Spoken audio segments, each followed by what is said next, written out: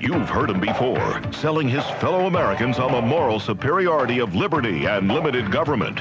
He's the chairman of the economics department at George Mason University. And today, he's chairing excellence in broadcasting. And here he is, Walter E. Williams. That's right, Johnny Donovan. This is Walter Williams sitting in for the vacationing Rush Limbaugh. And he's going to be back Monday, isn't he? Yes, he'll be back holding the fort. Now, we have a busy day. Today. We have a number of stories in the news. Well, we have to talk about these feminists. They've gone crazy again. And the animal rights wackos, they're going crazy again. We're going to get an education update since all of you mamas and papas are getting ready to send your little ones back to school. You might want to know what's going on. And then we're going to also talk about how Clinton, President Clinton, wants the government to be able to read our email. He wants the government to be able to find out about our banking behavior, when you and I take money out of the bank, when we put money in the bank, and who we write checks to.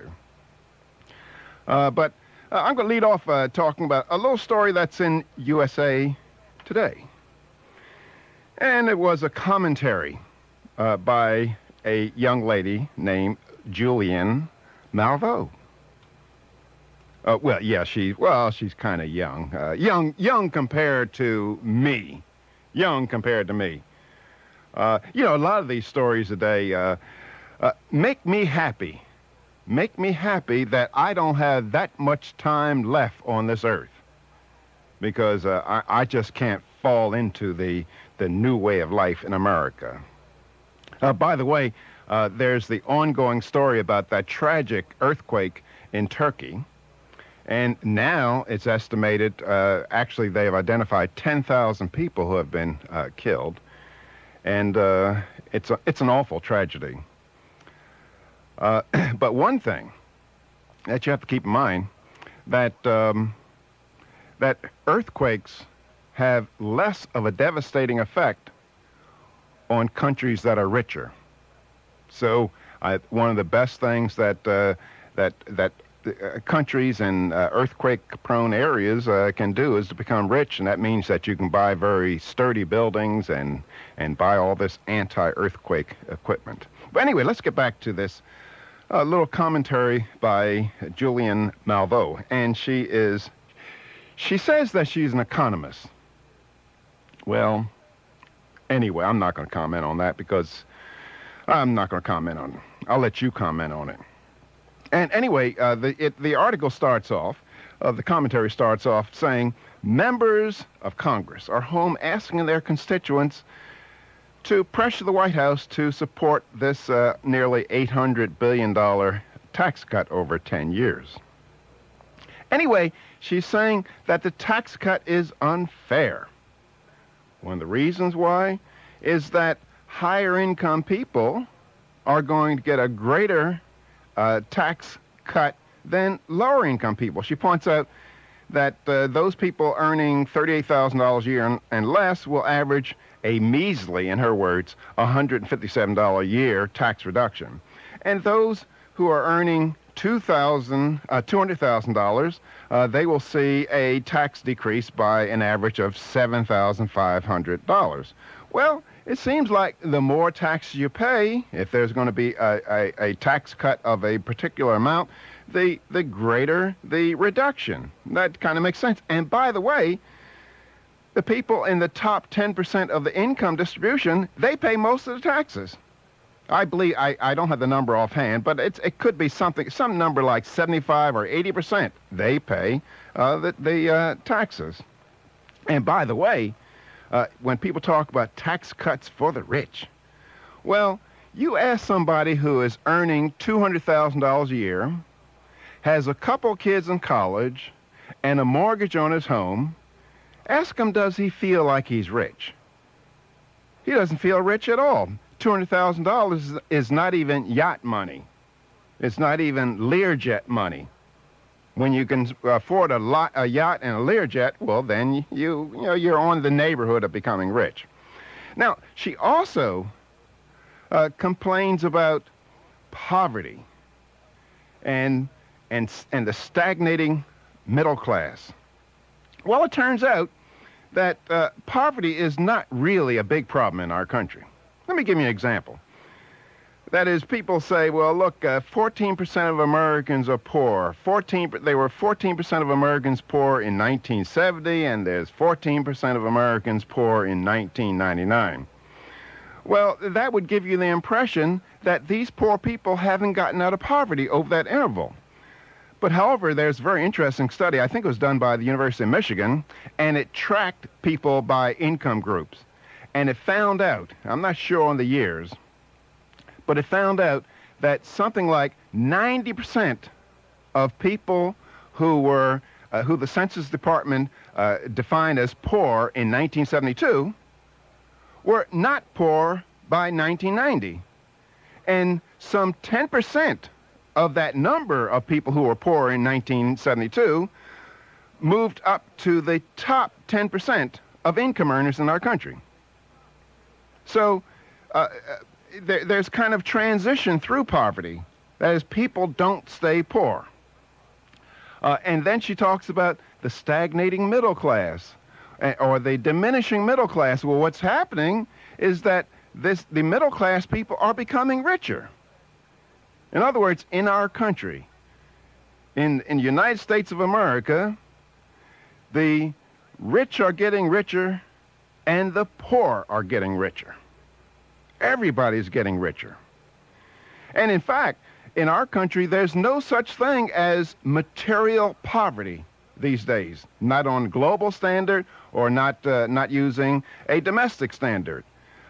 For example, 62% of people who the Census Bureau calls poor, 62% of them own cars. 25% own 2 or more cars.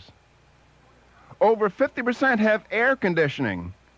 Now, you go to Calcutta or Bangladesh and see whether you find the same numbers. That's real poverty in those countries. Now, if we have poverty in our country, we have poverty of the spirit.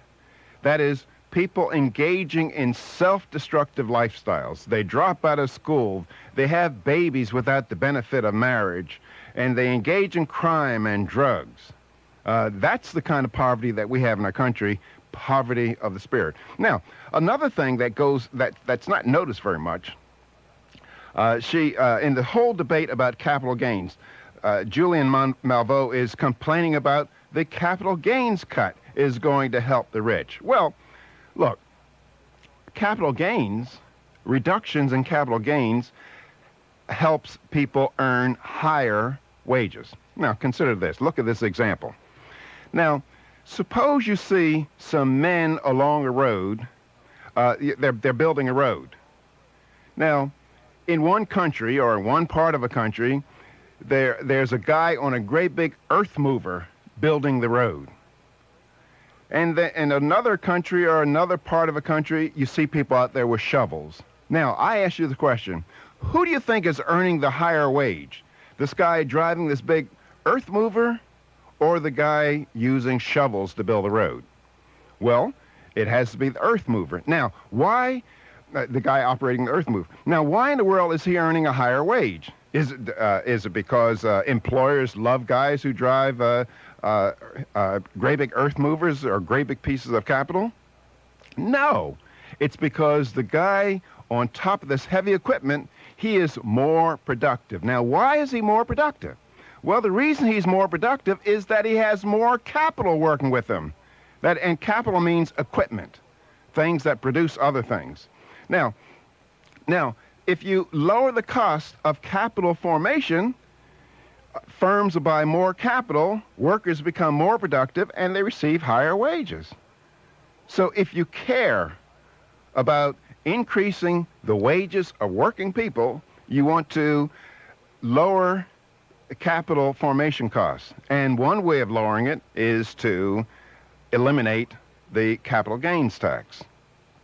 Well, but you people, you buy into the politics of envy.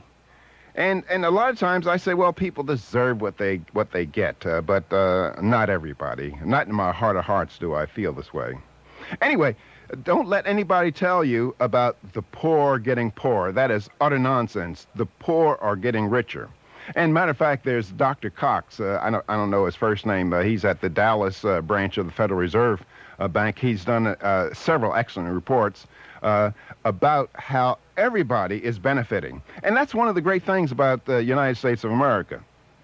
That is, by knowing where a person ends up in life, you cannot be sure about where he started. Because in our country, people have the ability to start out poor and wind up rich. And as a matter of fact, the rich people in our country today, it's not old money. These are new rich people. That is, people who started out with virtually nothing and worked hard and became very rich. Now, how do you become rich, folks? You become rich by serving your fellow man, by making your fellow man happy. For example, why does Michael Jackson, how come he earns much more money than Walter Williams? Well, I can sing too. And I can dance. But see, it's you people out there. You people discriminate against me. That is, you will plunk down $35 to hear Michael Jackson sing, and how much will you plunk down to hear Walter Williams sing? You won't plunk down anything. Marie said zero. So Michael Jackson pleases you more than Walter Williams. I can play basketball. But how many people are willing to pay $50 to see me play basketball? But you'll pay all that money to see Michael Jordan play basketball because he pleases you more. And so if you want to help people become richer, teach them how to please their fellow man. And that's the route to riches in a free society. Now, of course, you can do like Big Ears and become rich. Who's that fella? What's the name of that fella who ran for president in the United States a couple years ago? Ross Perot. I shouldn't call him Big Ears. He's a nice guy. But see, he became rich by using government. That is, government took your money and my money and just gave it to him to play some silly computer games to help him out with some computer stuff. Anyway, so much for Julianne Malveaux. I think I'm going to kick her out of the economics profession. And you let me know about that. And you can you can call us to tell me whether I should kick her out of the economics profession by calling 800-282-2882, and we're going to be back with your calls after this. We're back. Walter Williams filling in for the vacationing Rush Limbaugh, who will be back on Monday. There's another story in the news. It's one of those stories, as I said a little earlier, that makes me say that it's a good thing I don't have that many years left. Now, well, yes, I only have a few years left. Folks, Marie, she's telling me, she says, stop saying that. Well, all the women say that. They don't want to see me go. And nothing is wrong with me. I'm a very handsome and charming fellow, and in very good shape, and I'll probably live another 30 years, but it's not going to be as long as it has been. Anyway, now here's Professor Gary Francione. He's at Rutgers University in New Jersey. I've never thought highly about New Jersey, but matter of fact, back when Harrison Williams, I used to testify in Congress about the minimum wage, and I was talking to Senator Hayakawa. He's now deceased, but Harrison Williams was standing next to me, and I said to Hayakawa, I think that New Jersey ought to be used as the solution to the Palestinian homeland problem. Anyway, Harrison Williams, he's the guy who went to jail. He got very upset, very upset. But anyway, let's get back to this guy at Rutgers University. Gary Francione. I hope I'm pronouncing his name correctly. He's at Rutgers University. Guess what he teaches? He teaches animal law. Animal law. And he believes, it's a story by Walter Shapiro. It's in the USA Today, a newspaper, if you want to follow up on this.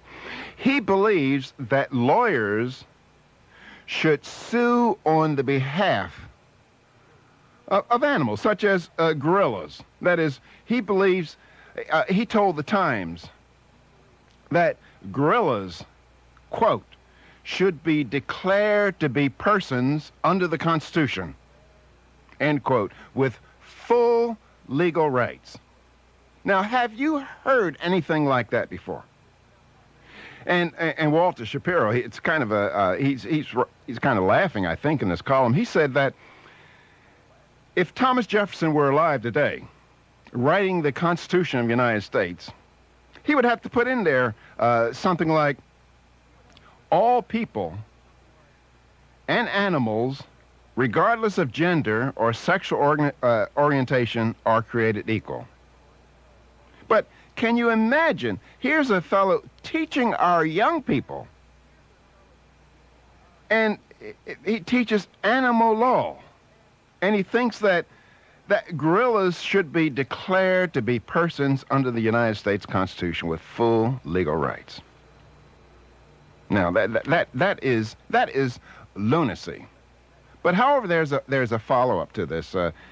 Also in the USA Today, there's a story about all these North American black bears. The population is growing again, and many times they're becoming making nuisance of themselves, particularly in the suburbs. And they're in this story, it talks about Bradley. The Bradleys went out, and when they came back home, a bear had gone in their house and helped itself to the contents of the refrigerator. And when the Bradleys returned, they found the lawn littered with torn and empty containers, and he even ate the low-fat margarine and cottage cheese. That's what Paula Bradley said. Now going back to this professor in Rutgers who teaches animal law, well, look, what would you do about this bear? Now, I think the bear ought to be arrested. I mean, you cannot have rights without responsibility. Now, so I would ask this Professor Francione, what kind of case, or maybe the Bradleys should be able to sue the bear. Sue the bear for theft and pain and injury and psychological suffering. But can you imagine that? Now, if I were the president of Rutgers University, I would fire him summarily, because this has to bring embarrassment to Rutgers University. It has to be embarrassing. Well, I don't know. You people like that kind of stuff. Here's another story that's in USA. No, this is in the Washington Post. I should hold it. Yes, I'm getting the. I only have 10 seconds. These guys, they don't tell me when my time is coming. I think they want to sabotage my show, folks. They want to sabotage my show because I'm the only person of color. But we'll be back after these few words. Walter Williams filling in for the vacationing Rush Limbaugh, and you can be on the show by calling 800-282-2882. Before I get to the phones, I have another professorial insanity, and I'm going to get to that Washington Post bit that I started talking about before the break. Anyway, here's a column written by Linda Chavez. Very, very nice lady. I know the young lady, and she starts out saying that as students and professors head back to campus around the country in the next few weeks, there's one person who won't be returning to classes, and it is Professor Murray Daly. She taught at Boston college for 33 years. Now, here's the problem. She refuses to allow male students into her classes in feminist ethics or studies. She refuses to allow men in her class. But that was up until last fall, when the university was threatened with a lawsuit by the Center for Individual Rights. That's an organization in Washington, D.C., on behalf of a Boston College senior. Now, can you imagine this? That is, here is a class that's offered by the college, and here the college allows a teacher to say, no men in this class. That is a disgrace. Now, on top of this, feminists are coming to the support. Feminists such as Gloria Steinem and Eleanor Smeal, the whole NAG crowd. They're coming to the support of Mary Daly. Now, I don't know what the status is right now, but the school, according to Linda Chavez's article, the school changed the locks on her office door. So she can't get in, as far as I know. Now, here's a reasoning. She's saying that women in classes with men would shut up all the time. They're laughed at. They think they have to be sexy, and they can't really think if there are men around. And now here you have these little weak women, and you wonder whether they are the same species that feminists have insisted be sent into combat. Now now the feminists are saying, well, the girls won't speak out if they're men around. Well, that shows that you're kind of wimpy. Now, and if you're wimpy, why would you want to send wimpy women into combat? Or put in charge of Fortune 500 companies and be cops and things like that if women are wimpy like that? Matter of fact, I would not have women in combat because, now a lot of people call me sexist, but I'm not a sexist at all. And as I told you before, some of my best friends are women, so I don't have anything against women. But according to one study found that, I believe it was a Marine study, I'm not absolutely sure, it found out that 45% of the women in the military could not throw a hand grenade far enough so that it wouldn't blow them up. And in an Army study, 12% of the women, only 12% of the women could throw a hand grenade far enough so it wouldn't blow them up. Now, suppose I get back in combat. Suppose there's a war and Walter Williams is in combat, and I'm in the foxhole with a female soldier about to throw a hand grenade.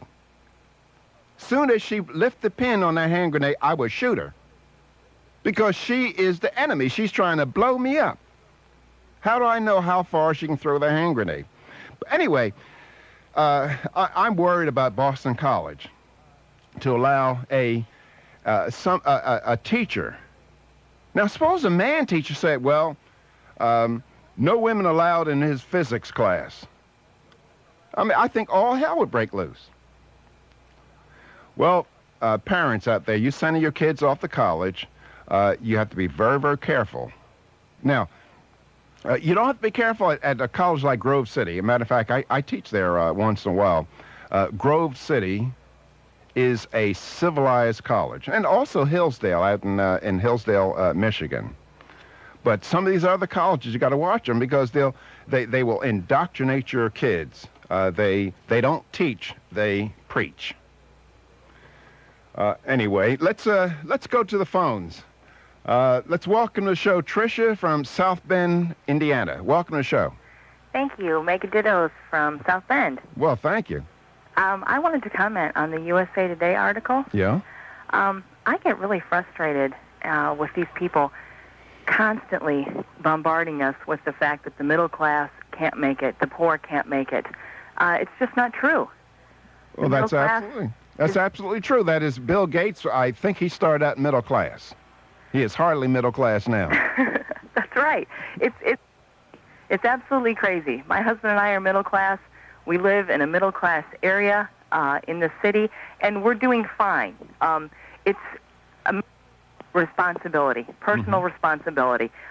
We'd be in trouble if we went out and blew all our money, but we don't because we're responsible. That's if right. Middle-class people would take responsibility for themselves, then there would be no problems. Well, the middle class are taking responsibility for themselves. They're moving to a higher income class. You're right. It's the people that are writing these articles that don't understand that, I guess. No, I think they understand it, Tricia. But see, these people want to control our lives.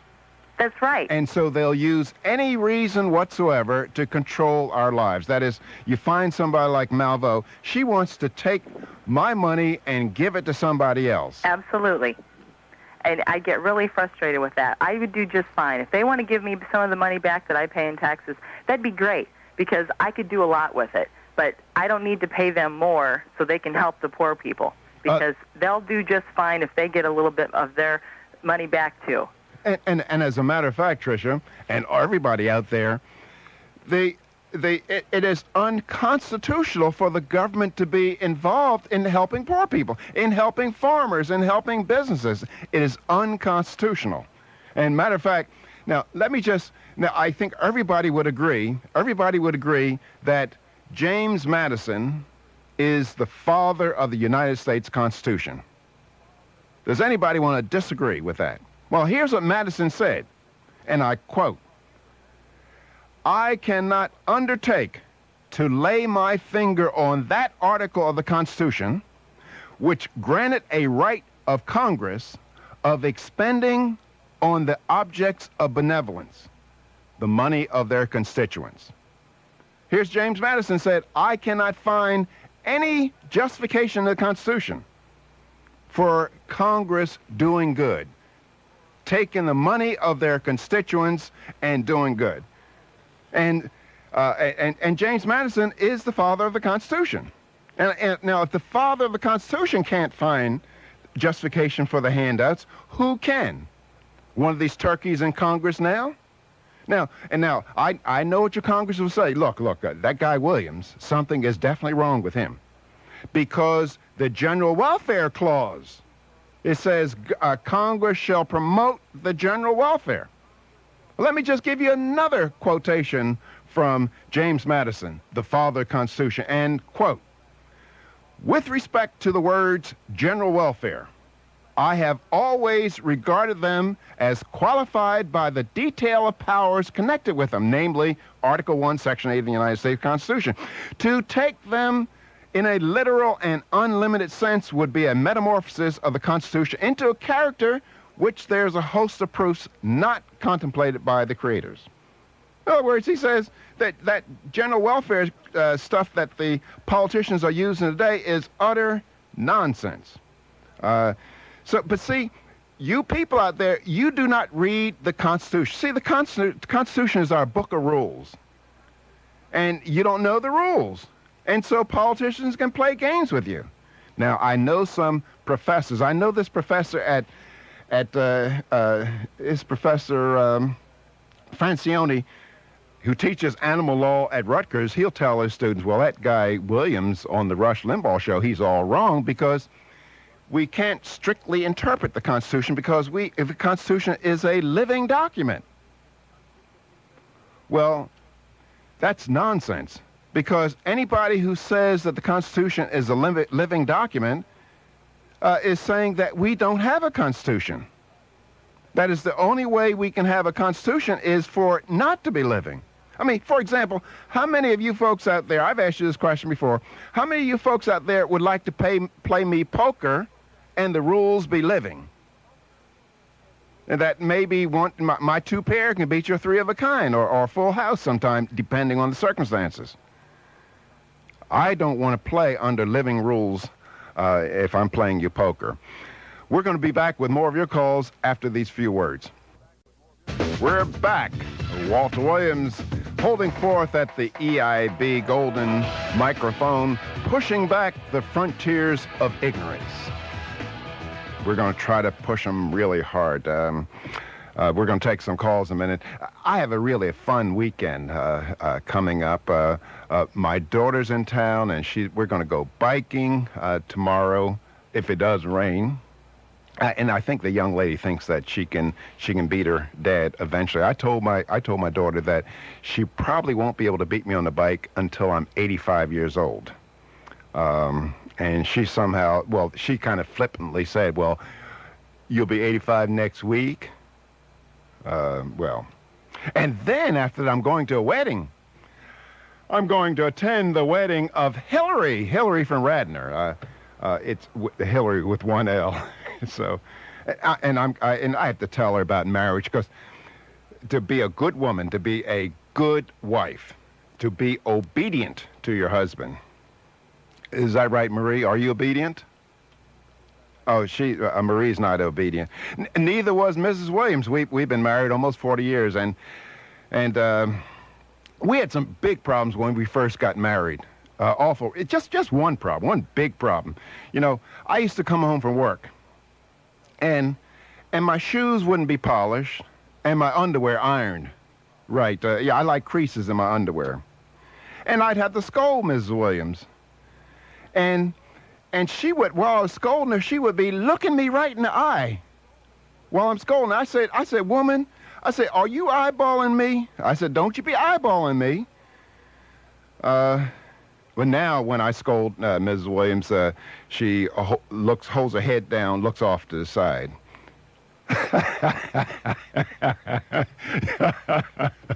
Now, these people are talking. You know, look, folks, I am not a mean husband, because every Saturday between 2 o'clock and 4 o'clock, I allow Ms. Williams to come to me and tell me the things that with which she disagreed with me during the week, as long as she does in a tasteful manner.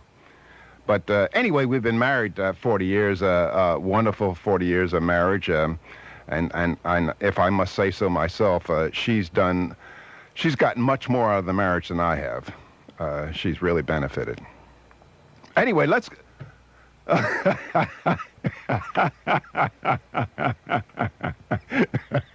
I'm getting a lot of flack from Marie, the call screener, and Mike. Mike is pretty nice, but he's our engineer. But Marie is giving me a lot of trouble. Anyway, let's go back. Let's take some of your calls. Philip from St. Petersburg, welcome to the show. Oh, it's a pleasure to speak to you. If I may, I'd like to ask a quick question before I comment on the Malveaux column. Quick. Okay, the quick question is, when the government gives statistics for the poverty rate, do they include in that the value of the goods and services that those people receive from the government? No, they don't. And moreover, the poverty rate is overstated because it's been estimated that poor people who are defined poor by the Census Bureau, let's say $15,000 for a family, urban family of four, people who are defined as poor, they spend $1.94 for each $1 of income that they report. Yeah. Well. Okay, your question. I have a comment. I'd like to point out that this is a tactic of the left, and that they do the same thing with this that they do with gun control legislation.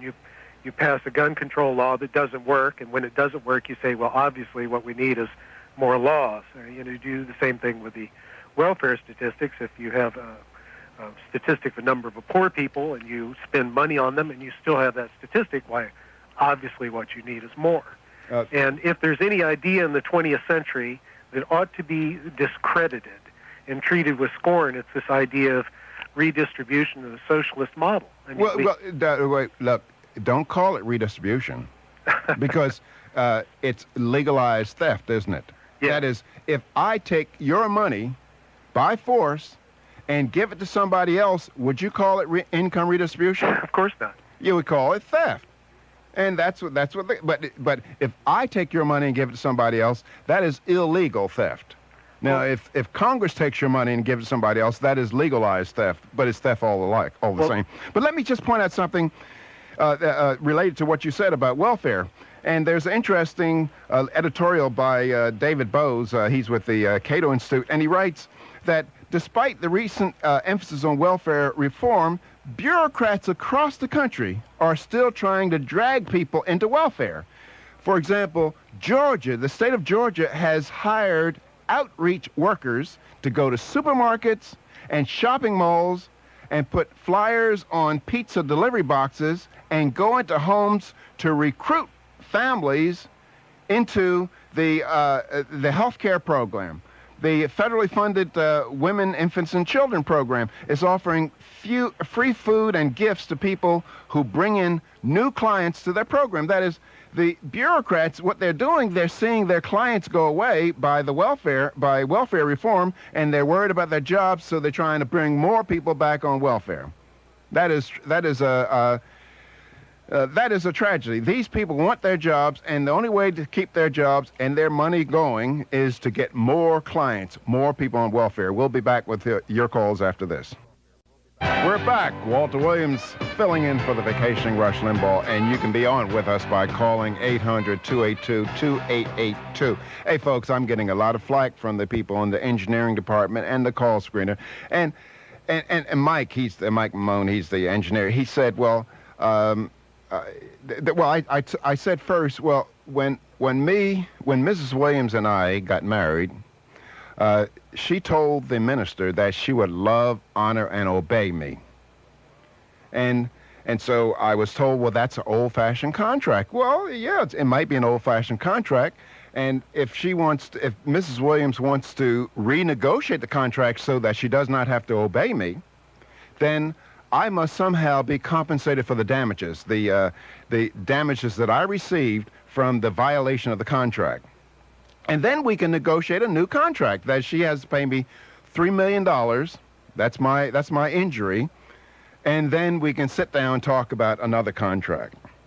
That's the way we do things on this show. Let's take one more. Do we have time for a call?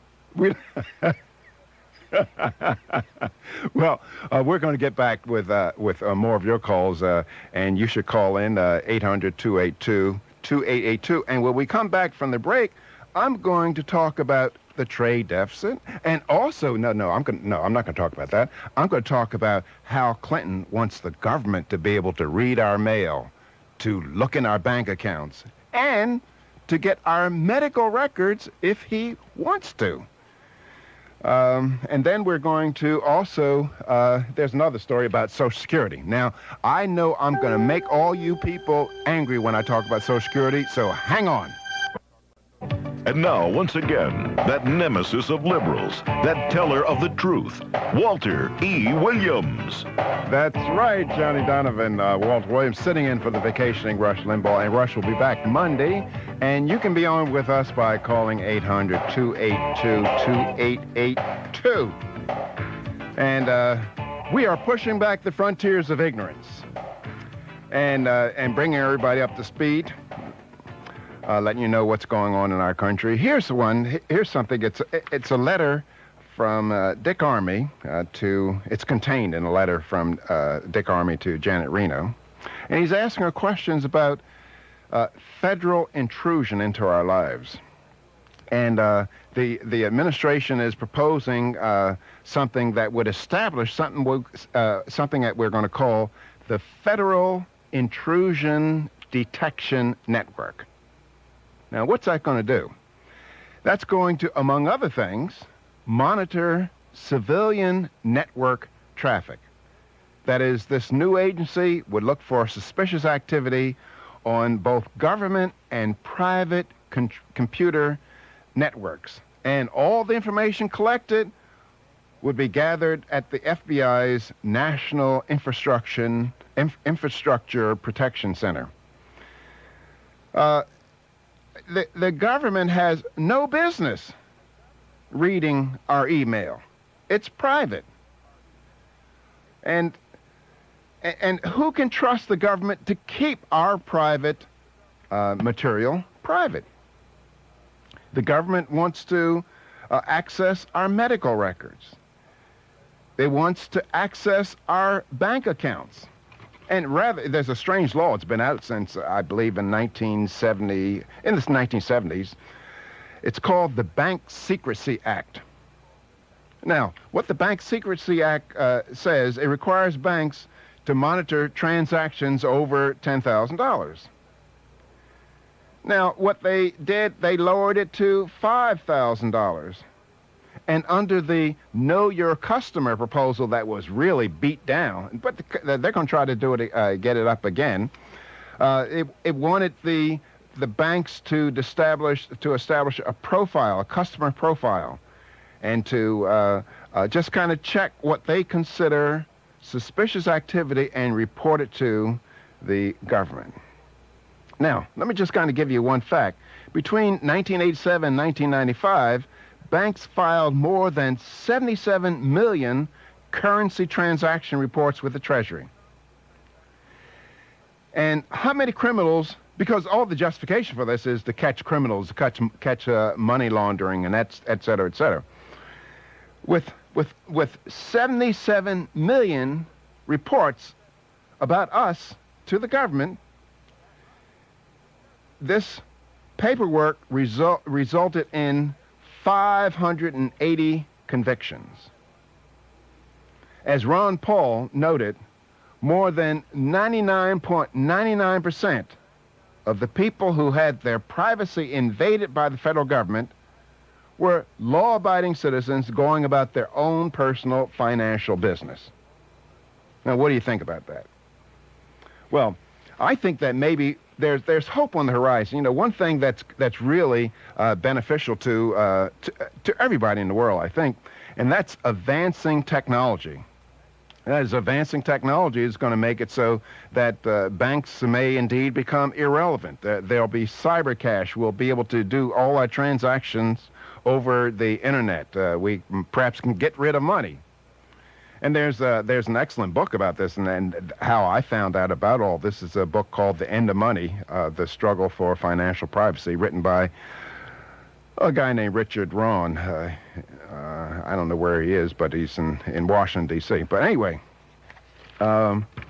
we have to stop the government from peering into our lives in the name of catching criminals. By the way, if we get rid of money, let's say have transactions all electronic, and we have plenty of protection of our privacy, to have to have some kind of encryption techniques that the government and criminals couldn't break, it would probably reduce crime. It would probably reduce crime if we went to a moneyless society. And the reason why it would reduce crime, can you imagine a guy going to a 7-Eleven to hold it up if there's no money there? I mean, he's not going to hold it up for dog food and take dog food. He's coming in there to get money. And so if we get transactions all electronic, or we move to cyber cash, we can perhaps lower crime and lower the ability of government to meddle into our affairs. And some people might say, I had one person ask me one time, and this is really an incredible remark coming from an American.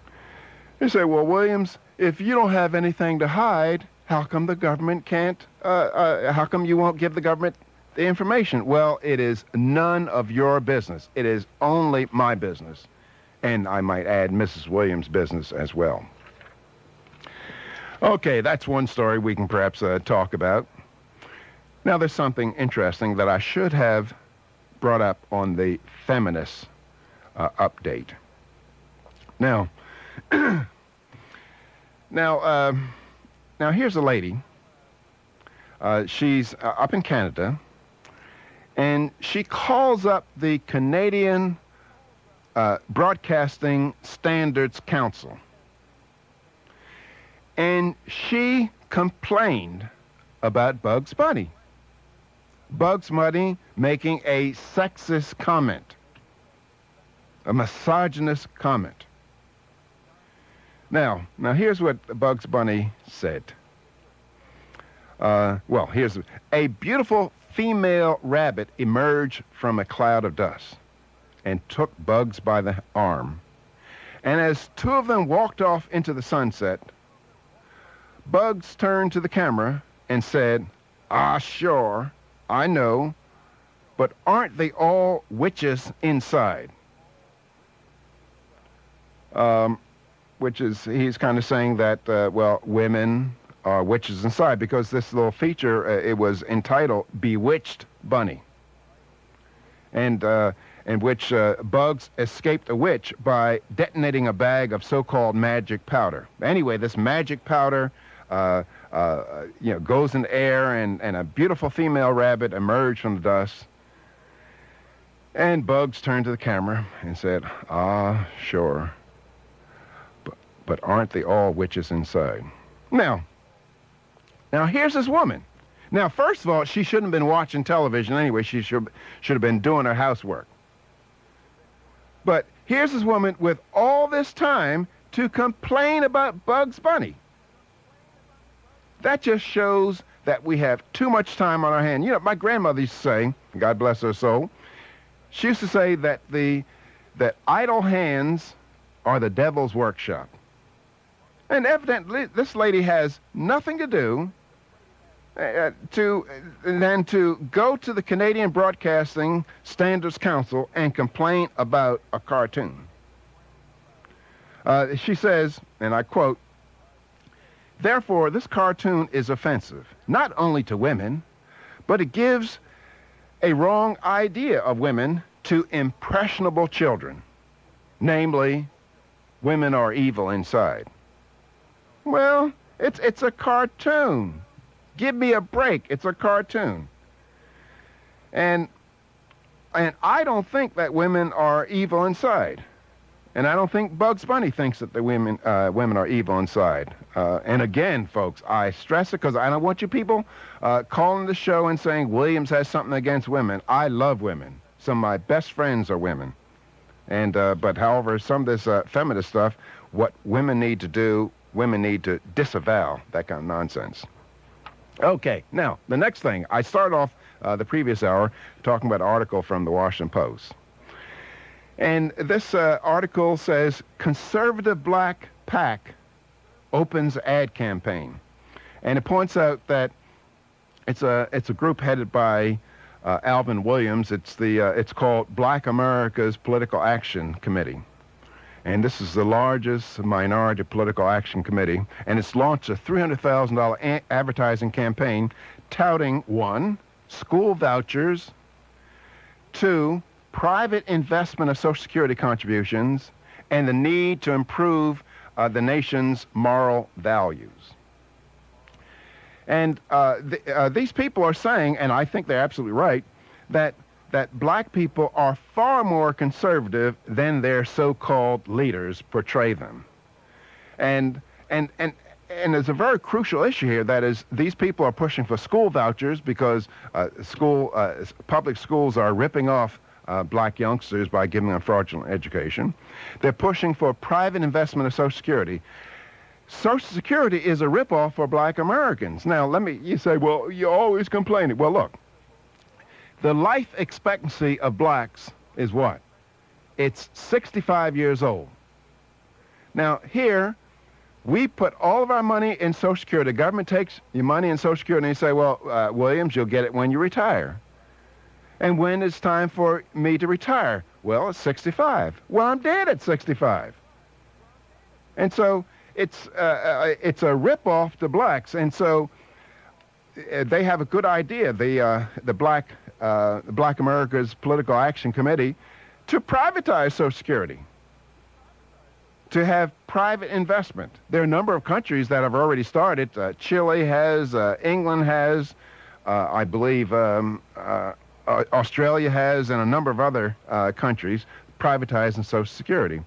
But President Clinton says we're going to save Social Security. Now, I want you to ask your politicians, particularly the black listeners to this program, that is, why should you pay into Social Security all your life when you're going to die, when the life expectancy of black males, at least, is 65 years old? you're not going to be a benefit, or you only draw Social Security for a year or so. And the life expectancy for white males is 72. The major people who benefit, who rip the rest of us off, so far as Social Security is concerned, they're not really doing it, but they benefit from it, are women, because they have the highest life expectancy in the country, or almost anywhere. So anyway, this is a very, very important group. I'm going to get back to school vouchers when we come back from the break, and we'll be here with more of your calls. Call 800-282-2882. We're back.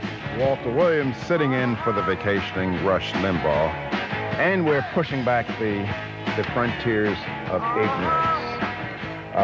There's another little story before we go back to the phones. And it comes from California. And the Assembly in California, they voted to ban handguns deemed unsafe. It would impose standards and testing. And some of the tests that a weapon could misfire no more than 6 times in 600 rounds, and other kinds of stuff. But what these people are after, folks, they want to take away guns.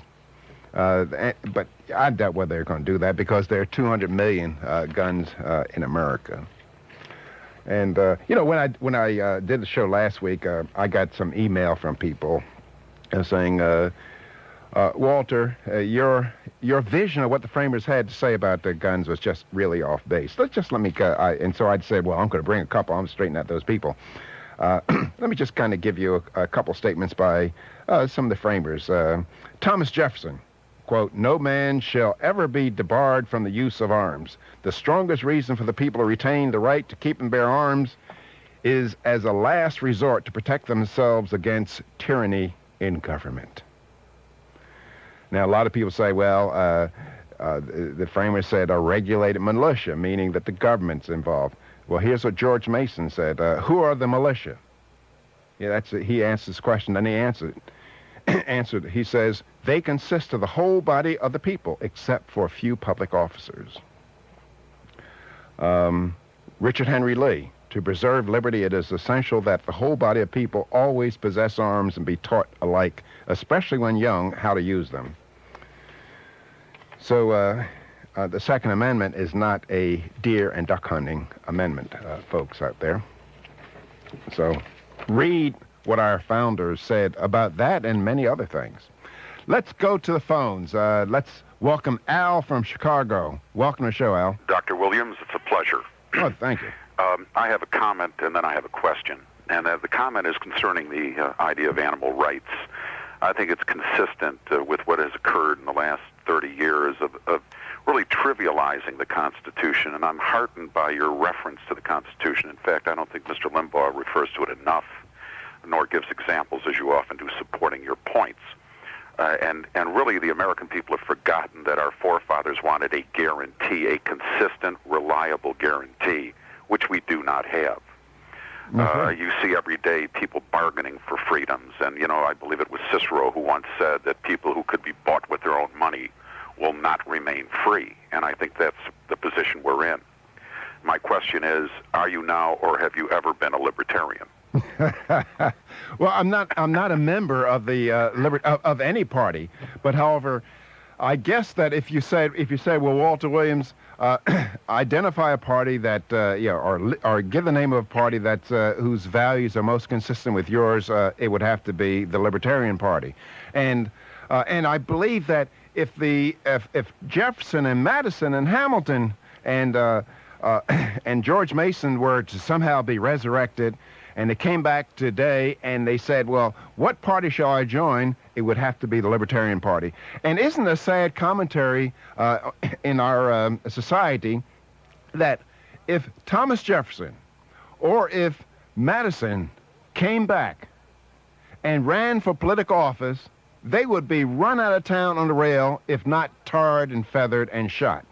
That's the kind of contempt that today's Americans have for the principles that our founding fathers tried to establish in the Constitution. The moral, and that's a real tragedy for our country. Keenan from Grand Forks, North Dakota, welcome to the show. Hello. Hi. Dr. Williams. Hi. First-time caller. Very nervous. Well, welcome. Don't be nervous. I'm nervous, too. I just wanted to comment on the story about the president wanting to read our emails and check our checking accounts and all that. And he might want to get my list of ladies' names. That too. But, yeah, and add it to us. Right. But the point is that if we let them get this, who's to say they're going to stop there? Oh, that's right. That's right. Once you allow them, if you give them an inch, they're going to take a yard. That's the same thing that's also happened with the gun control legislation, but I won't get into that. Well, that's what happened with tobacco. That is, the people who started out the cigarette Nazis, they said, well, we just want no smoking sections on airplanes.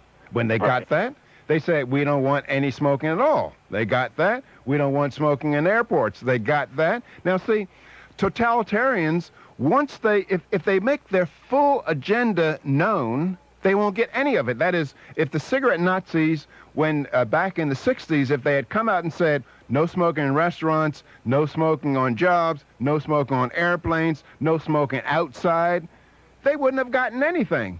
People always, we always lose our liberties bit by bit. A tyrant will not take all of our liberties all at once because it'll be just too much resistance.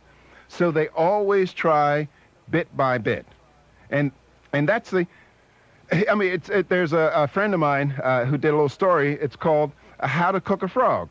And the way to cook a frog is not with cold, throw them in hot water, put them in cold water, and heat it up bit by bit. And by the time the frog realized he's being cooked, it was too late. That's the same thing with Americans. It's the same thing with Americans. That is, if someone came by talked about taking all of our liberties at once, we would rebel. But they can talk about taking away bit by bit. We're back. Walter Williams, that charming gentleman filling in for the vacationing Rush Limbaugh, who will be back from vacation Monday. By the way, before I get to the phones, I have to tell you the rest about this Canadian Broadcasting Standards Council complaint about Bugs Bunny. The Canadians exhibited common sense for once. And they said, the Broadcasting Council said, moreover, there's nothing in the demeanor of Bugs Bunny or any other character in the episode of Bugs Bunny and Tweety Show which suggests the program attitude, which can be interpreted as negative or degrading comments on the role and nature of women. So, anyway, this lady, they just told her to go play in the traffic and do something else. Anyway, that's the end of that story. Let's go to Lake Charles, Louisiana, and welcome to the show, Earl. Hi, Dr. Williams. Hi. I wanted to commend you on the states' rights article you did in the Insight magazine, the latest issue. On the way that the Louisianians voted to uphold the 9th and 10th Amendments of the U.S. Constitution. Yeah, that's, folks, let me just briefly explain. Folks, that is Louisiana passed Amendment 1, and I think it was a referendum, and it won by close to 60%. And it says that that Louisiana is a sovereign state, and it has rights to conduct its own business under the 9th and 10th Amendments to the Constitution. Now, I think that Congress is going to ignore it, but I think we need to get about 20 or 30 other states to pass a similar amendment. Yeah, because that would be good if all the others would follow suit. Then it would be, federal government would be by itself. And, of course, we also make sure that the people that we put in Congress would also uphold the acts that each particular state passes. Of course, that's the long shot right there. Well, so here's the problem. Here's the problem with this. That is, if one state obeys the the Constitution, and they don't get highway construction funds, Meals on Wheels, et cetera, it doesn't mean that the citizens of Louisiana will pay a lower federal income tax. All it means is that the money will go to Texas instead.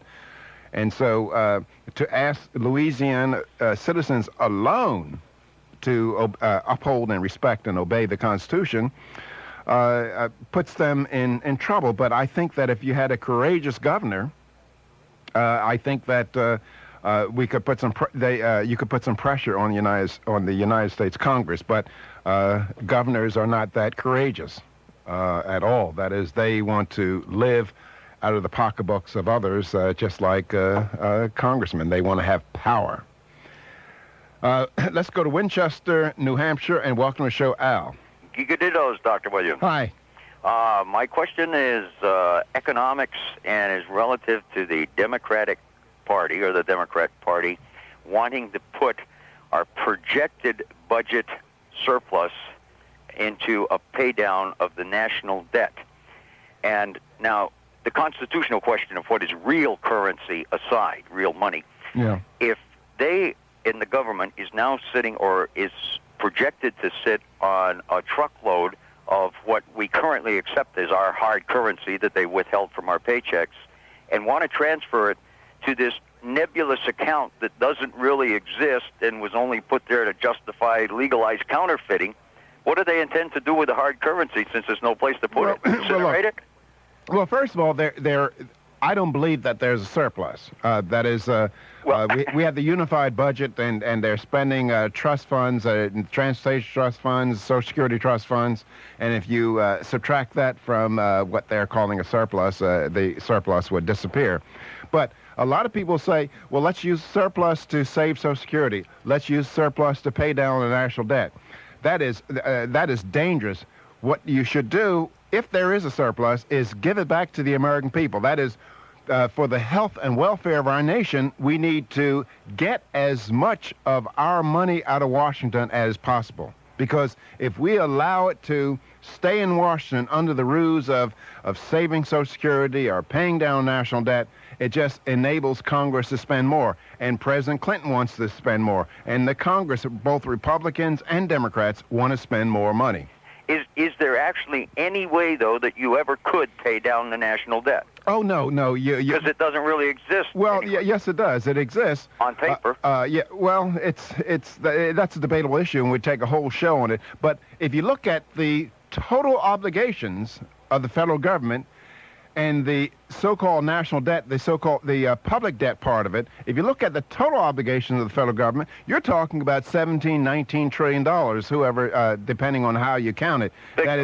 That is, we have obligations of Social Security, obligations of the Federal Deposit Insurance Corporation, obligations of railroad retirement bonds, et cetera, et cetera. So there's a huge set of obligations.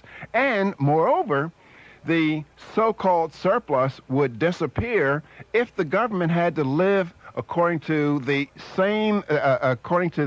accounting practices of businesses. That is, if you have future obligations, you should have something now put away towards meeting those obligations. And the federal government has absolutely nothing put away.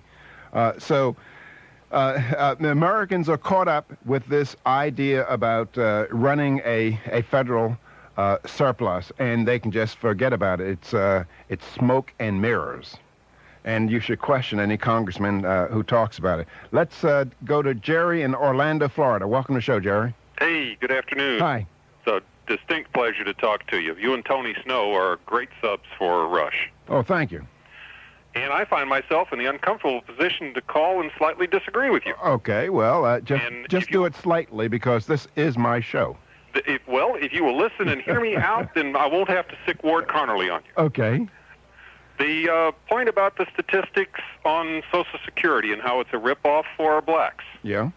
What is the primary reason that the age difference is skewed so much? And my point is, what I'm trying to get at is, a little statistics is a dangerous thing, and it definitely plays into the Clinton style of Democrat politics. Okay, are you suggesting that the life expectancy of blacks is the same as everybody else? No, it is lower. But Okay. why is it lower? But it doesn't make any difference why it's lower. Yes, it does. Why? So many of the young children who are not getting adequate police protection and who are getting killed due to gangs and other types of things. Wait a minute. Hold and on. health care. Do they pay into Social Security? Let me interrupt you. That is, this is life expectancy at birth. Yes. Okay, it doesn't include murder, but it says life expectancy at birth. Well, no, it includes everything. That's what I'm saying. That's lumping everything together. But how many elderly blacks do you know that are hale and healthy and living into their 90s? My mother is one. And I know a whole lot. My point is to ask you to go back and re-examine this in detail and see, are we getting fed a line here that is racially divisive? Look, Jerry, what's wrong with... Here's Walter Williams' solution, is that I take care of my retirement and you take care of yours. I understand that, but look at the false assumption. If you've got somebody who dies as a teenager who never pays into the Social Security system, and then you've got people who wind up on Social Security disability who pay into it only a year or two, you need to look at it in detail before you assume that just because you arrive at that one age, that's a foregone conclusion. Well, I mean, if a person is dead at age 65, he does not draw any Social Security. Yes, but look at... wait a minute. And his heirs don't get anything that he put in, do they? You don't get anything from Social Security unless you've got survivability. Okay, right. And so if it was a retirement, private retirement, and I die at age 65, my heirs get whatever I put in there. Yes. And that's the ripoff of everybody, not just the people who die prematurely. Yeah, it's a ripoff of everybody, but it's even a greater ripoff for those who die at age 65, who have a lower life expectancy. We'll be back with more of your calls after this. Walter Williams holding forth at the EIB microphone, and Rush will be back on Monday. There's something I forgot when I talked about that little story about Clinton wanting to read our email. The Justice Department wants to make it easier for authorities to obtain search warrants, now get this, to secretly enter a suspect's home or office and disable the security on a personal computer. That is, so many people are having software programs where they have encryption, and the government can't find out what you're saying if you have encryption. So what they want to do, they want to be able to go into your house, sneak into your house or office to disable the security on your computers. Now that has to be stupid. And the reason forget about evil, it has to be stupid. Because if I knew that there's a chance of the government sneaking into my house and disabling the encryption on my machine, I would just have a program that would alert me to this fact, saying that Janet Reno has been here and disabled your machine. Or I would have stealth encryption. Or I would have a program that would give them bogus information. This has to be stupid. Let's go to the phones and welcome Jeff from Dayton, Ohio. Welcome to the show, Jeff. Dr. Williams, it's an honor. Hey, I want to go back to the Founding Fathers, who you were talking about earlier with Madison and the Constitution. Yeah. Okay, my question is, again, about the welfare clause. And, you talked about how Madison described its powers and limitations, but correct me if I'm wrong. Can you confirm, I heard that Patrick Henry, because of the welfare clause, he left the Constitutional Convention, or he didn't attend it to begin with, because of the welfare clause and because he could see how it would be abused today. Well, I think you're right, but I don't know whether for sure whether it was Patrick Henry. But one of the people that attended the convention in 1787 said that is the most dangerous and mischievous part of the United States Constitution, and it's going to doom us to disaster. Yeah, and apparently I had heard that he said that as far as he was concerned, everything that he had been fought for in the War of Independence was lost right there. Yes, but that might have been an overstatement, but he's pretty close to being right. Okay. Okay, thanks a lot for calling. Let's go to Hendersonville. Is that North Carolina, Janet? That's North Carolina. Yes, Hi. welcome to the show. Thank you. Very happy to be here. My question pertains to Social Security. Yes. I'm 37. I'm a single parent. And I was just looking. I just got a new job not too long ago. And whenever I look in my paycheck stuff, we got here, $16.89 goes to the federal tax, state. Uncle Sam's taking his little cut. When I get down here to Social Security tax. The FICA tax. Good gracious. Yeah, I mean, $68, and I was just telling them, I feel as if I'm single, I'll probably work till the day I die. Who's going to retire, I feel as if I will never see that tax. Well, so it's my feeling that Social Security should be kind of like I feel about car insurance. I should be working and putting this into my account, and if and when I get to draw it, it should come out of my account. Well, that's absolutely right. And I will guarantee you that, Janet, that you will never see a Social Security check. I'm sure. I'm sure. I that feel anybody under 40 years old or 45 years old will never see a Social Security check. And so what do we do to get rid of this is my question. Well, you have to raise. I know we can write our senators, but who is really going to stand up for? I feel that I am part of the majority. I don't know that for a fact, but I've got plenty of friends who are single parents. Yeah. We can't afford to pay this kind of money. It's throw away this kind of money. Well, it's a whole lot of the money. Even the federal income tax is going down the rat hole too. But I don't know what to tell you to do. Let's say, what do you think of this?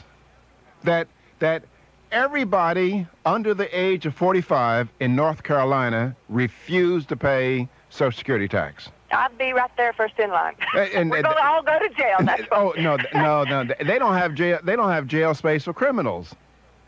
You're right. And so, and then you how say, do I get them to quit and then the people in South Carolina will say, look at those North Carolinians, let's do it too, and it'll just spread like wildfire. But see, I think it's a tragedy. There's no constitutional authority for the federal government to force us into a retirement program.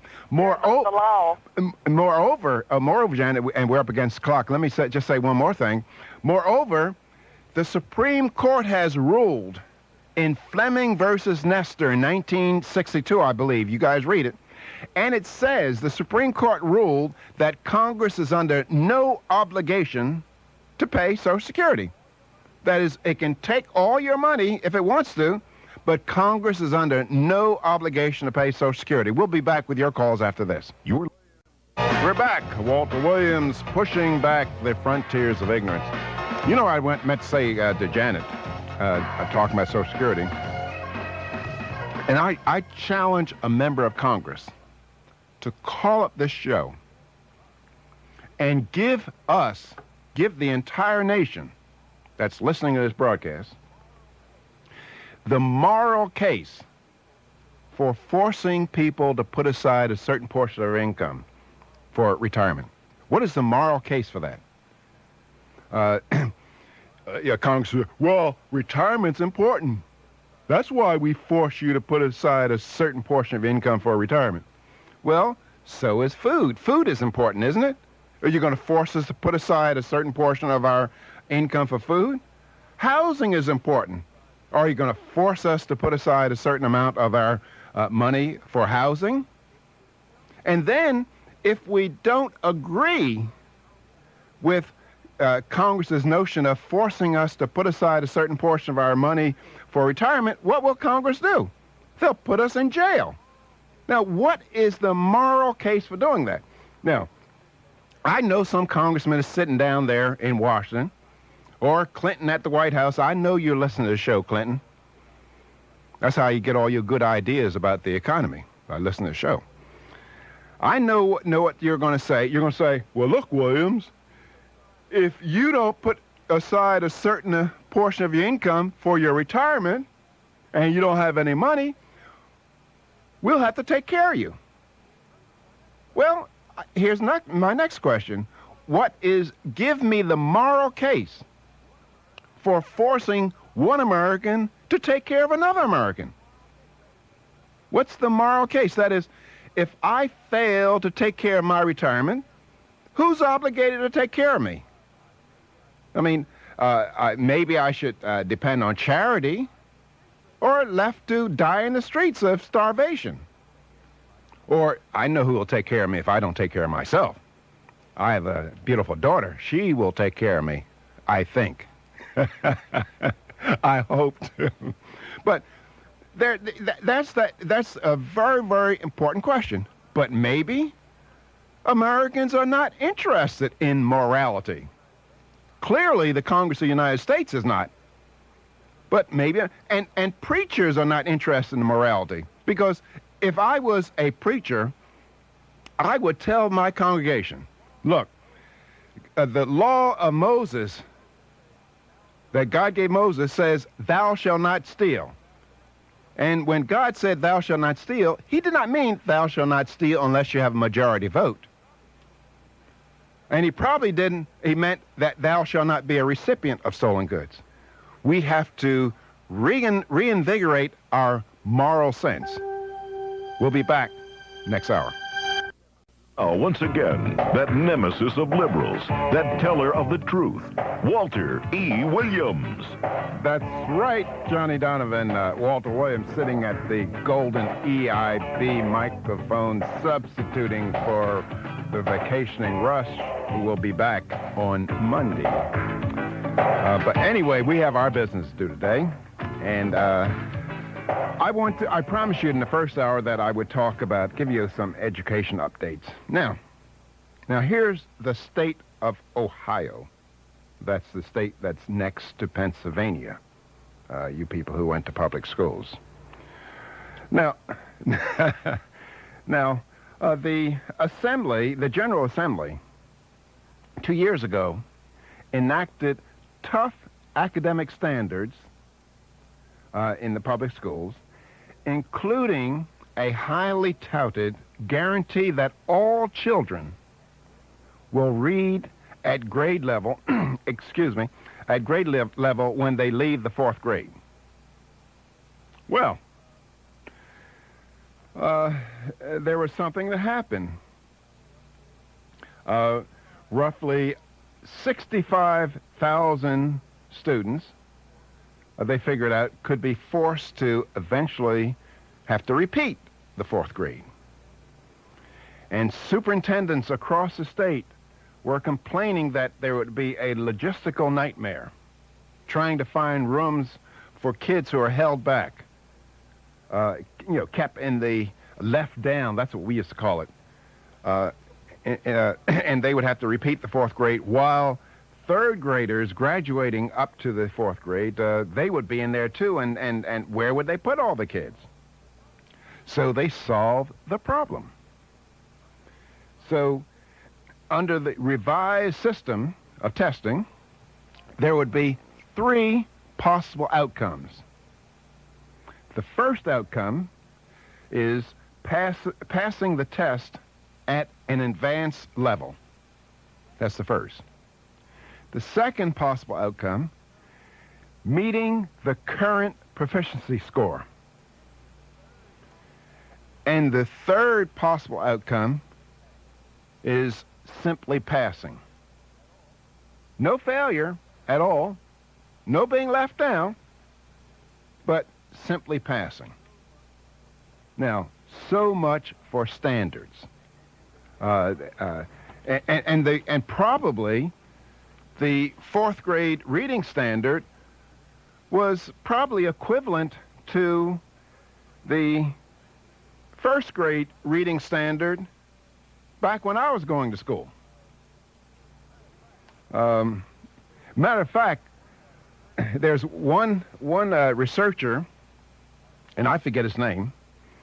He said that a 1947 high school diploma was equal to a bachelor's degree today. So much for standards. Matter of fact, listen to this, and you can try to work this out. I'm not going to work it out on the air, but there was a test given for students who are entering the ninth grade in Newark, New Jersey, and I believe in the 1920s or the 1930s. Now here's the math question. It asks, if you have a cart, if the diameter of the rear wheel is 3 feet and the diameter of the front wheel is 2 feet, how many times does the front wheel turn to each turn of the rear wheel? Now, I doubt whether college graduates could answer that question. And here this question was being asked of 8th graders, kids who had passed the 8th grade. But that question was probably would be called insensitive today. Now here's another bit on the education front. The United States Department of Education has created a policy to close the racial performance gap on the SAT, the Scholastic Achievement Test. And this is the test that students take in their senior year of college to senior year of high school to get into college. Now, the guidelines, the new federal guidelines that are circulating throughout the educational establishment include the following dictum, the following mandate. The use of any educational test which has a significant disparate impact on members of any particular race, national origin, or sex is discriminatory and a violation of Title VI and Title IX. In other words, college administrators have been put on notice that if minority applicants are admitted to their universities in smaller numbers because of their because the SAT scores are too low, colleges must get rid of the SAT or minimize the weight it carries in terms of admission decisions. Isn't that a disgrace? Now, here's the effect of it, and I would urge any parent, but particularly black parents, to do the following. That is, if their kid applies to Harvard University and has a 900 score on the SAT, and if Harvard admits him or recruits him, do not send him to Harvard University. That is, your general rule should be, do not allow your kid to go to any college where the average SAT at that college is 100 or 200 points higher than your kid's SAT score, because he will be mismatched. And my good colleague in Thomas Sowell, and friend Thomas Sowell, he points this out in any number of studies. For example, at Berkeley, at UC Berkeley in California, the close to 70% of the black students who enter UC Berkeley fail to graduate. Now, the average SAT score of a black student at UC Berkeley is, I think, 950, somewhere around there. Now, 950 is higher than the national average, which is 930, 933, something like that. And neither one of those scores, the national average, is nothing to write home about. Now, so here you have blacks being admitted to Berkeley who score their SAT scores are higher than the national average, but yet 70%, close to 70%, fail to graduate. Now, what's the problem?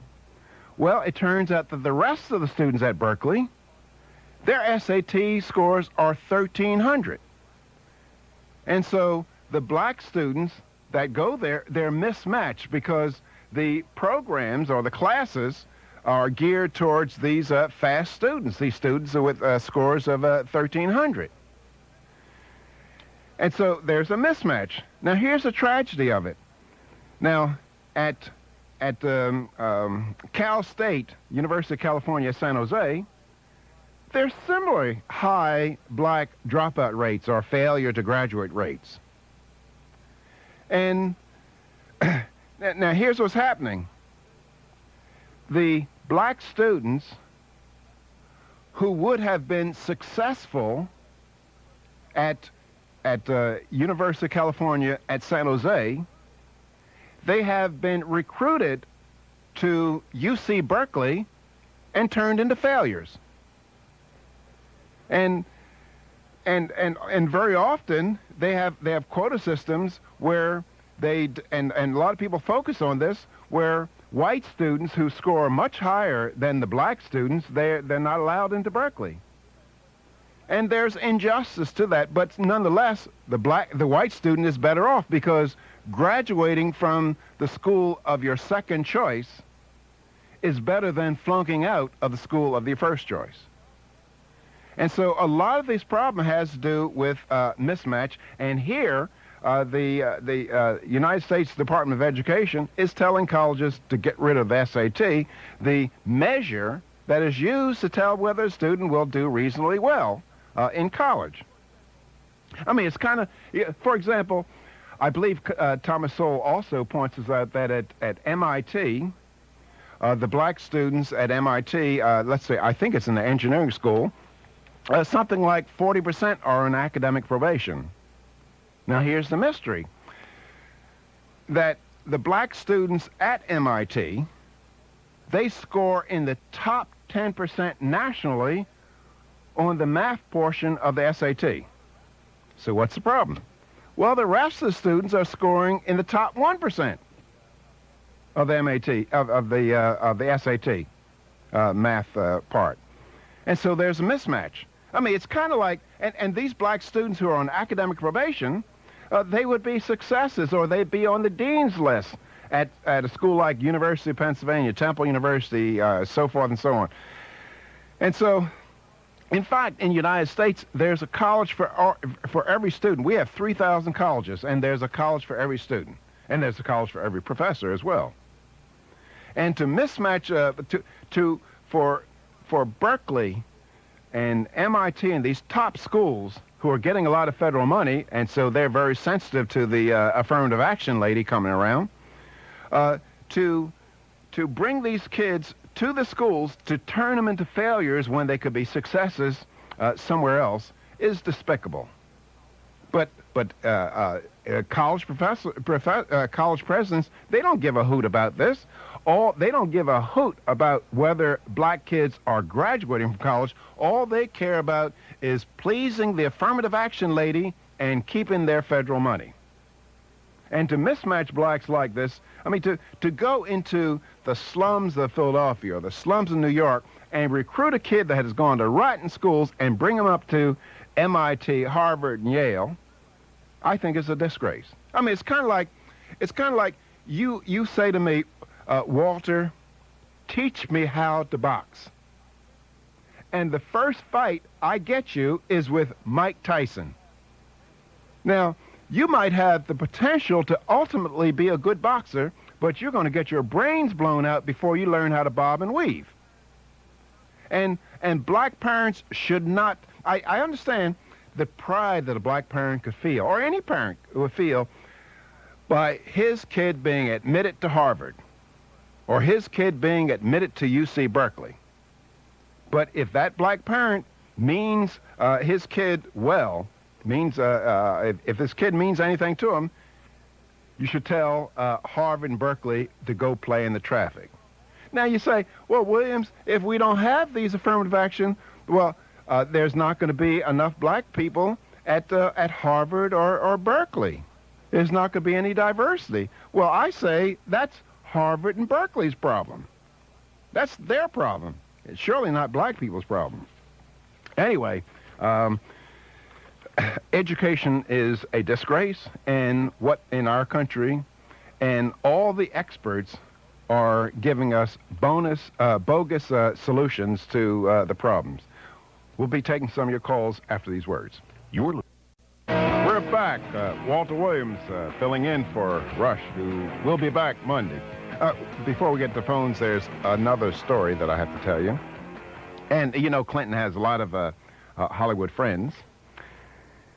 And he has agreed to narrate a film by Steven Spielberg to celebrate the millennium. And it's going to be shown during this big New Year's Eve hoopla. Now, folks, when is the new millennium? It's surely not this year. It's not next year. Let's look at this. Now, imagine I owe you $3,000. And here I'm counting out the money that I owe you. I'm giving it to you $1 at a time. And I get to 1,996, that's 1996. And I give you another $1, and so that's 1,997, 98, and 99. Now the question is, when do I begin on the third 1,000? Well, I begin on the third 1,000 after I've paid you 2,000. Right?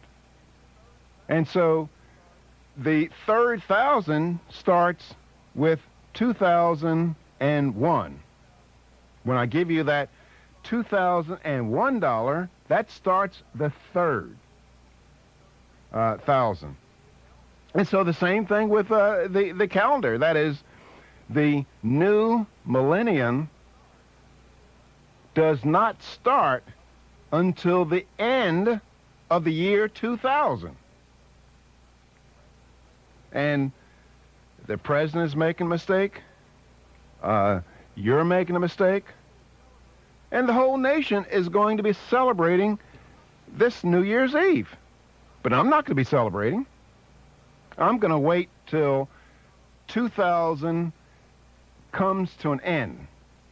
And even if I'm by myself, I'm going to be celebrating. Mrs. Williams and I will be celebrating. Now, here's what's going to happen. After New Year, everybody's going to say, big business, politicians, we made a mistake. We have to celebrate it again. And they'll make more money. They'll make it twice. But if you want to be intelligent, as listeners of this show are, you have to wait until 2000 is over. And all of your friends out there celebrating the new millennium at the end of this year, you just laugh at them, boo at them. And when they toast the glass to you, just drink your wine without tipping the glass. That's what I'm going to do. So anyway, let's go to the phones. To Defiance, Ohio. That's a good name. David, welcome to the show. Hey, Midwest Dittos, Mr. Williams. Hi, how are you? I think you're doing an excellent job. If anyone could fill in for Rush, I'm glad you are. Well, thanks. I'll pass that programming note on to the big man. Yes. Oh, the problem that you read about the 3-foot wheel and the 2-foot wheel both rotating. Yeah. Well, I'm a junior high and high school teacher at a private school here in Northwest Ohio. Mm-hmm. When students come from the public schools, occasionally the parents send them to a private school to get them a bit more up to speed. Mm-hmm. When I give tests like that, they can't answer them because they've been told in school, in the public school, to put the number in the blank and the paper's done. Yeah. been preaching for years to my students is think for yourself. That's right. The only way you can accomplish anything in math or even in life is to think for yourself, and you can answer it then. But these kids, I bet I know something about the environment. I bet they know about condoms that come to from the public school. Oh yes. And to hug trees, and they care about animals and stuff like that. And but they cannot do math. They can't think for themselves. They don't think for themselves. And I keep on telling my students that thinking for yourselves is a matter of character, because a lot of people will complain, well, if they start thinking for themselves, then they won't be obedient mindlessly to authority. Yes, and I think sometimes there's a conspiracy by the education establishment to make these people robots so that they will not resist authority, so that they'll do what the politicians tell them to do without even thinking.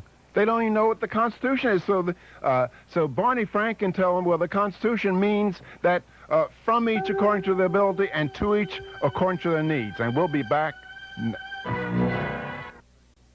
Walter Williams sitting in for the vacationing Rush Limbaugh, the last half hour of the show. And Mrs. Williams, have my wine ready when I get home.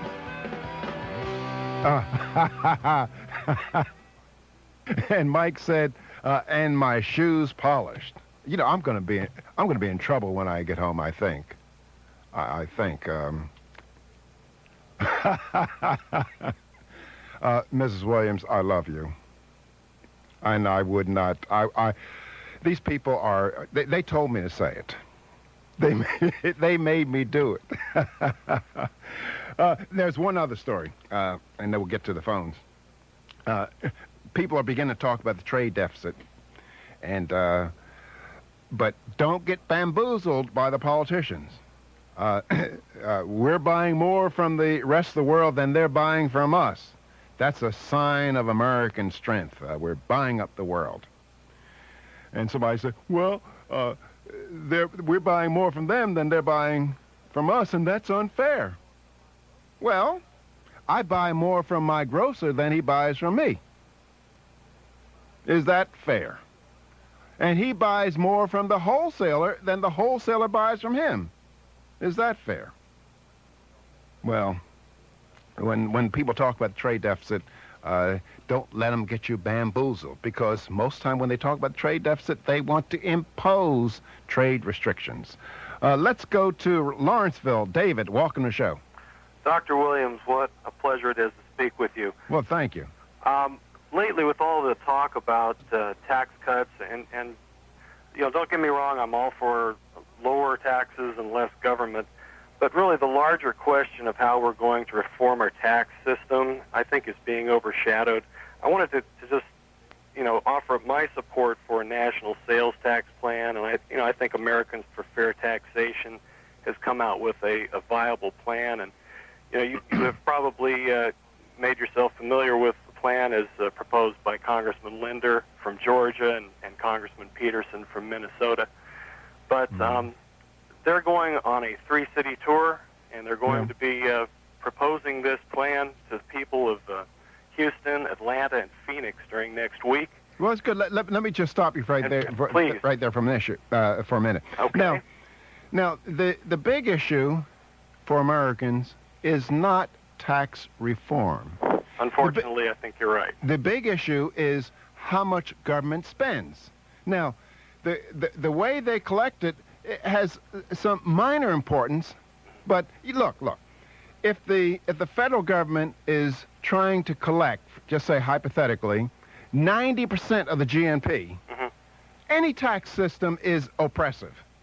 Even a flat tax or sales tax is oppressive. Now, on the other hand, if the federal government is trying to collect 3% of the GNP, as it has from 1787 to 1920, except during periods of war, then any tax system is okay.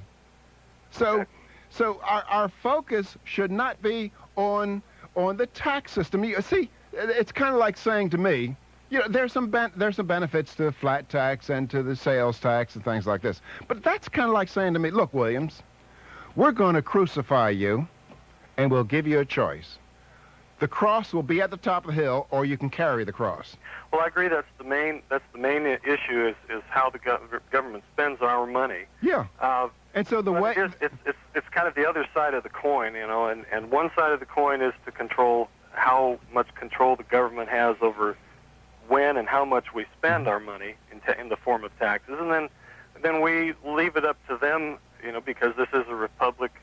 We leave it up to them as to how it's supposed to be spent. And we vote accordingly. Well, I don't think we should leave it up to them. That is, I think that Americans should rebel against government engaging in unconstitutional affairs or doing things that are not justified by the Constitution. Look, now, don't you people call in and say, well, look, Williams, you're being too rigid. The Constitution is too rigid. Well, the framers gave us Article 5 of the Constitution, of the Constitution, which allows us to amend the Constitution. And I have respect for people earlier in our history. You know, for example, take the 17th Amendment and the 18th Amendment. The 17th Amendment made senators elected by a popular vote, and 18th Amendment banned the sale of alcohol. Now, let's not talk about the wisdom of either amendment, but we can respect the people back at that during those times. That is, they looked at the Constitution. Let's say the prohibitionists. They looked at the Constitution and they didn't see any authority to stop the sale and manufacture of booze. So what did they do? They didn't try to get a majority vote in Congress. They sought to amend the Constitution so that Congress would have that power. But today we try to do many things and just ignore the constitutional constraints. But that's what you people are like. That's what you elect politicians to office to do, and we're paying a heavy price, and we're going to pay even a heavier price in the future. Welcome to the show, Mark, from Bakersfield, California. Good morning, Dr. Williams from beautiful Bakersfield. How are you? Over that mountain. Over what mountain? What do they call that pass coming from Los Angeles? The Grapevine. The Grapevine. On the other side of the Grapevine, yes. Anyway, I appreciate being on the show, and I'd like to say hello to my parents in Sacramento, Tammy and Dick. A quick response to the gal in North Carolina. I think until we, the people, stand up in a big enough number at the polls and vote, all we got to do is vote, we'll not have accountability at the legislative level. So that's what we can do. We can get our sphere of influence involved in the vote. Well, wait, I'm going to stop you there because I think you're absolutely wrong. That is, if I'm running for the Senate in California, and I say, look, my name is Walter Williams, and I read the Constitution, Article 1, Section 8, and if you elect me to the Senate, I'm not going to bring back highway construction funds, aid to higher education, Meals on Wheels. Do you think the citizens of California are going to elect me to the Senate? Well, I believe that... Yes or no? First. I'll let you continue, but yes or no? No. Okay. They're not going to. I mean, we're into the stuff. We all want the stuff, but until we get accountability at the legislative level, produced through... Unfortunately, the last 10 or 15 minutes of the tape is lost as it got jammed in the machine, but most of this program has been heard.